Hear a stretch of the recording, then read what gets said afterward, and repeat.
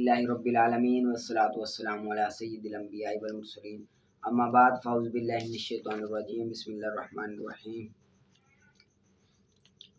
الم تر الی الذین حاج ابراہیم فی ربہ ان آتاہ اللہ الملک۔ اس آیت مبارکہ میں حضرت ابراہیم علیہ السلام کا نمرود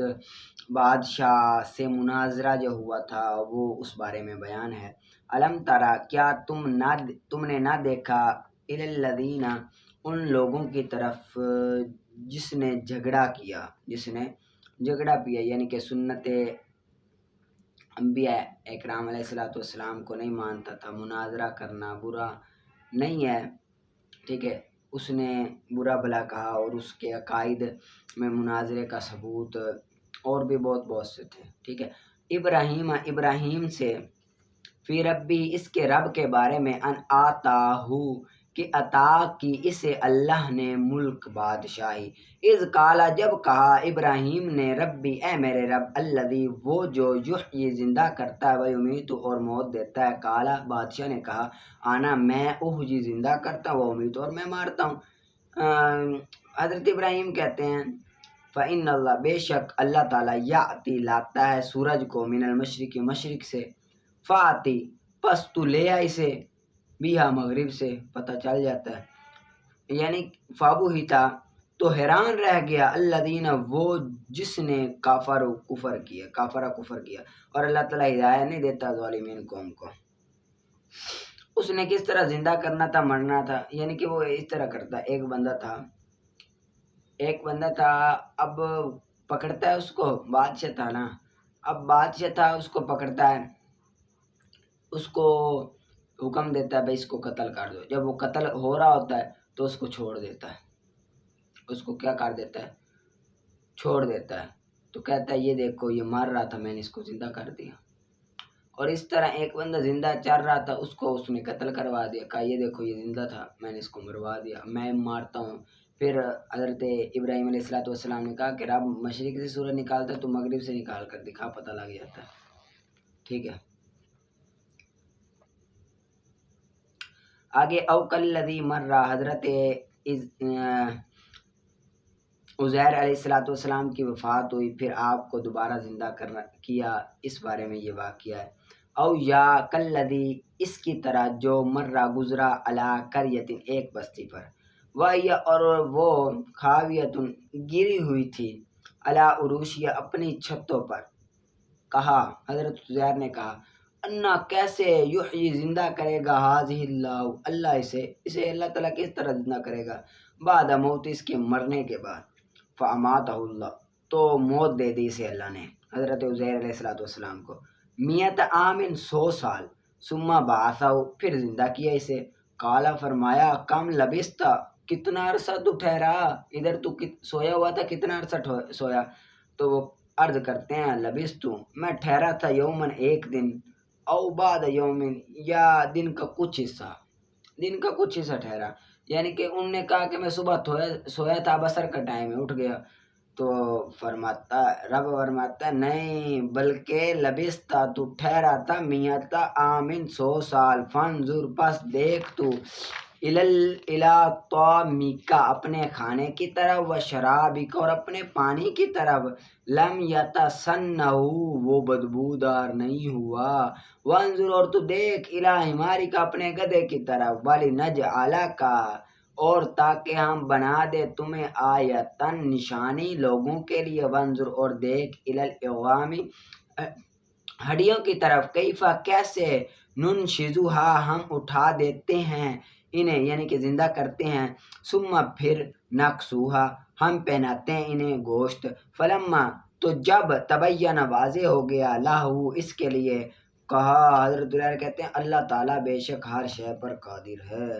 یعنی کہ واقعہ کچھ یہ ہے کہ ایک بستی سے، حضرت خلاصہ بیان کر، ایک بستی سے حضرت عزیر علیہ السلام گزرے تو وہ بستی برباد ہو گئی تھی، اللہ تعالیٰ کا عذاب آ گیا تھا، تو حضرت عزیر علیہ السلام کے دل میں خیال آیا کہ اللہ تعالیٰ اس کو کس طرح زندہ کرے گا، پھر رب تعالیٰ نے حضرت عزیر علیہ السلام ایک درخت کے نیچے سوئے، آپ کے پاس پانی بھی تھا، کچھ کھانا بھی تھا، آپ کا گدھا تھا، گدھا آپ نے باندھ دیا اور آپ سو گئے،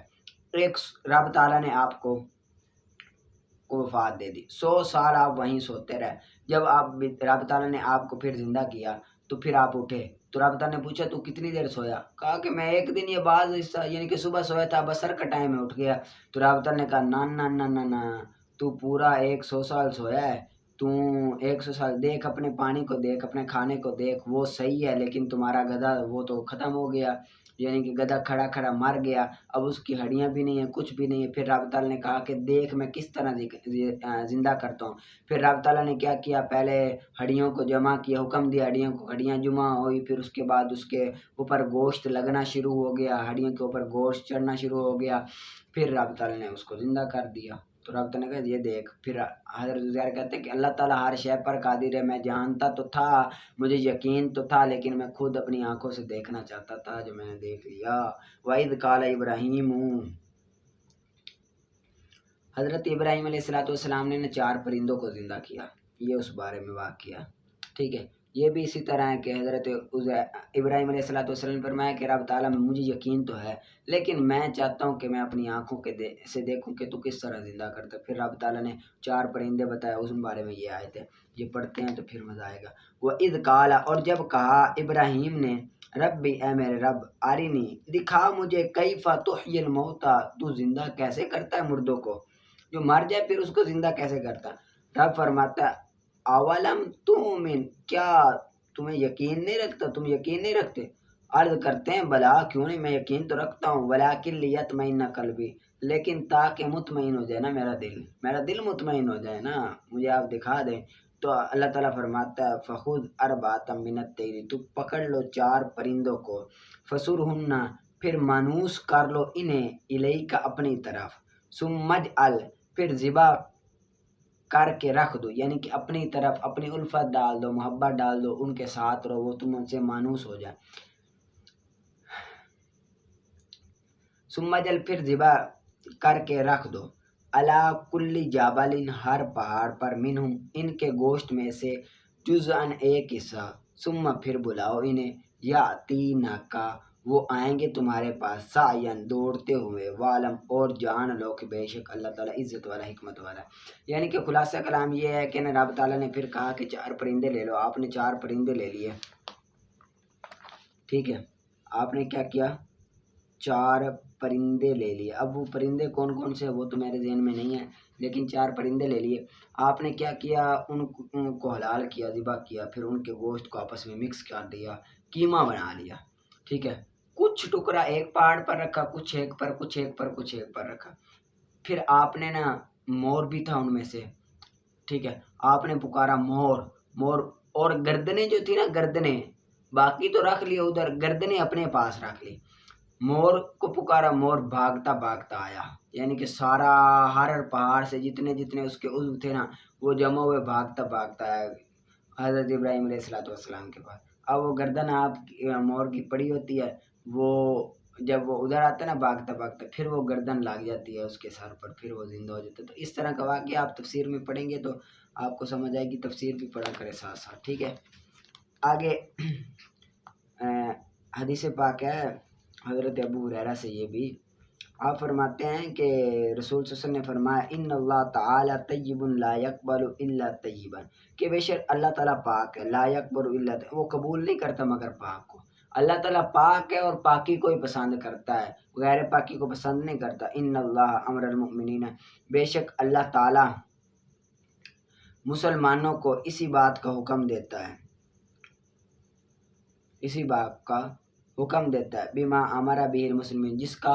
رسولوں کو حکم دیا، جس کا رسولوں کو حکم دیا اللہ تعالیٰ مسلمانوں کو بھی اسی کا حکم دیتا ہے۔ اللہ تعالیٰ فرماتا ہے یا ایھا الرسول کلوا من الطیبات واعلموا صالحا واعملوا صالحا، کہ اے رسولو کھاؤ طیبات، پاک مال سے، اور جان لو پاکیزہ چیزوں سے کھاؤ، اور اچھے کام کرو، واعلموا صالحا، اچھے کام کرو۔ اور آگے اللہ تعالیٰ کا قول ہے یا ایھا الذین آمنوا کلوا من طیبات ما رزقناکم، کہ اے ایمان والو پاکیزہ چیزوں سے کھاؤ جو تمہیں ہم نے عطا کیا، جو تمہیں ہم نے رزق دیا۔ پھر ذکر کیا ایک مرد کے بارے میں، رسول صلی اللہ علیہ وسلم نے ایک شخص کے بارے میں جس نے لمبا سفر کیا، طویل السفر، لمبا سفر کیا تھا، اس کے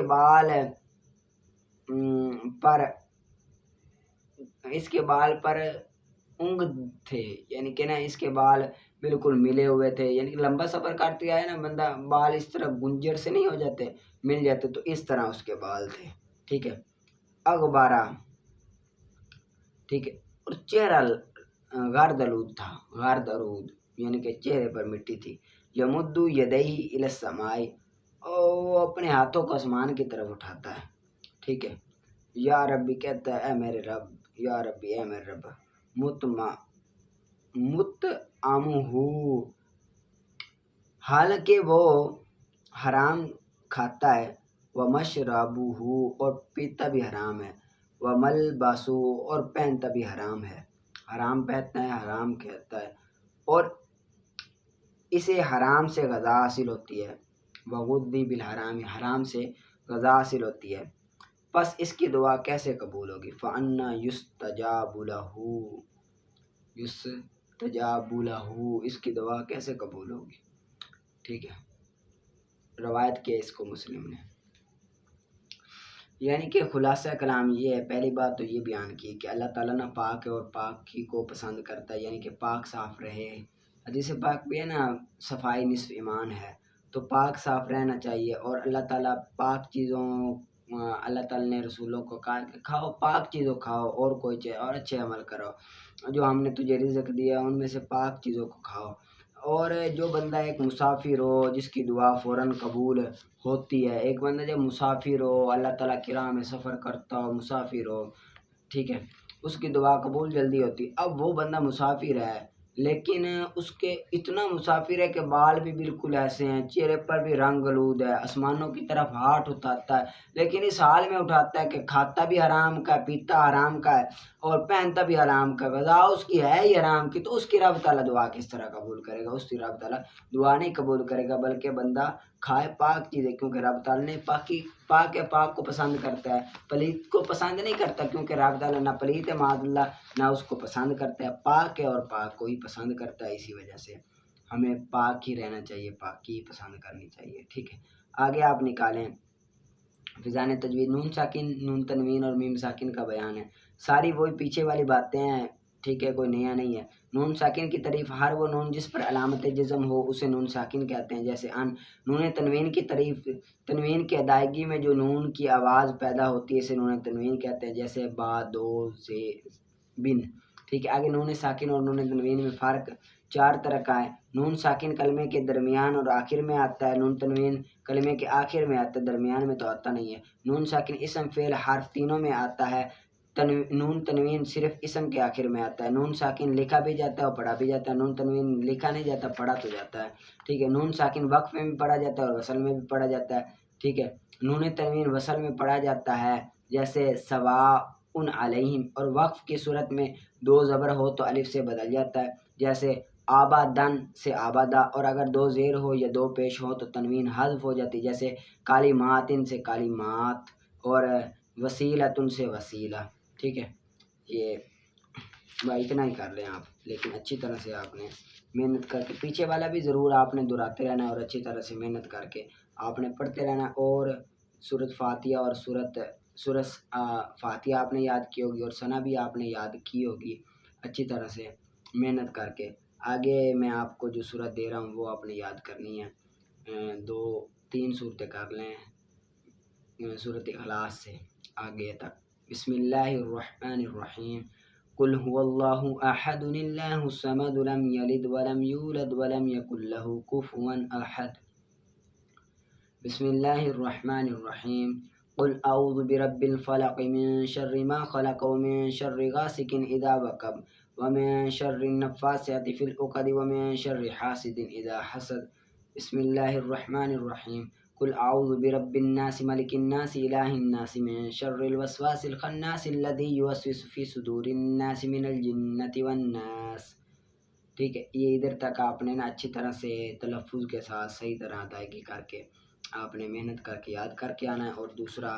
آپ نے سیگے نکالتے رہنا ہے۔ اب آپ 2 رکوع نکالتے ہوں گے، امید ہے مجھے،